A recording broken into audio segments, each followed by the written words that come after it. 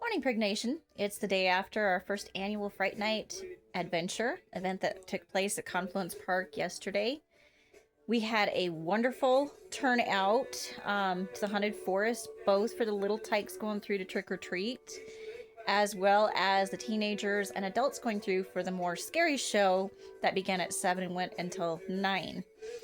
It took us till about 10:30 to get everything picked up, but it worked out great with the JROTC people coming in to help, and Chief and all these other people that came together to make this possible. So we definitely want to give a shout out to the Lovemores, Corey and Michelle, for everything that they did on their side and continuing to go with the stage work and the movie, the s'mores and the hot cider that you guys enjoyed. We definitely hope that you enjoyed the family movie Eddie Murphy's The Haunted Mansion last night, Under the Stars. That was just amazing. Seth and I came up to get change, and there was a lot of people hanging out. Corey said they stayed there to the end, brought chairs, blankets like was requested, and nobody was talking negatively about it. So hopefully we'll get more positive feedback. Just like people that went through on the tour out in the Haunted Forest, they enjoyed it. Yes, we can probably come up with some more scares and stuff in the future, but for throwing it together last minute, I think we did wonderful as a team pulling it off.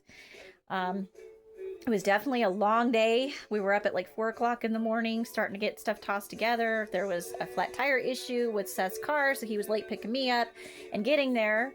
And then we all had to pull our vehicles up because the lighting didn't work. The city didn't inform us properly.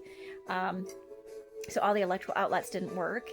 And the one that did is where we set up the sound stage and everything. And we had music blasting that team members had actually put out, wrote, and composed ourselves, that you heard at the venue, including Oogie Boogie, rap version, and so many others. It's on our CD, which is actually labeled Music from the Venue on 10/18/25.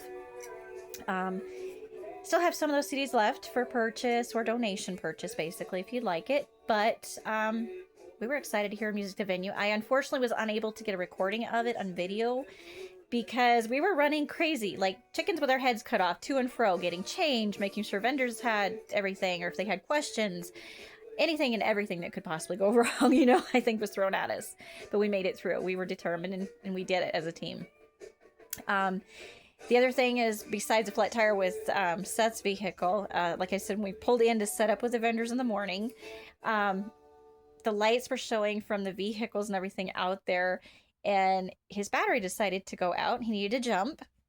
So our day progressed. I think for the most part, everybody had a great time beyond that. Once it got set up, it was a slow moving morning, but people did start coming in pretty heavily between 12 and 1:30 for the vendors. And we asked a lot of them how they did, and a lot of them said they did really good. And they're absolutely thrilled to be a part of this. And I am so thrilled that they were there as well. Sorry, Colleen, that we stole some from the farmer's market, but you were there as well, and we appreciated you, and we had a great time. We had so many laughs, and even the wind decided to be a little treacherous, blowing a few things away. So we ended up sharing things at the booth, basically going, oh, was this yours? It blew over here. Just having fun and joking around about it, and it's what made it a beautiful experience, and I hope it did for you folks out there as well. We only had a couple children that actually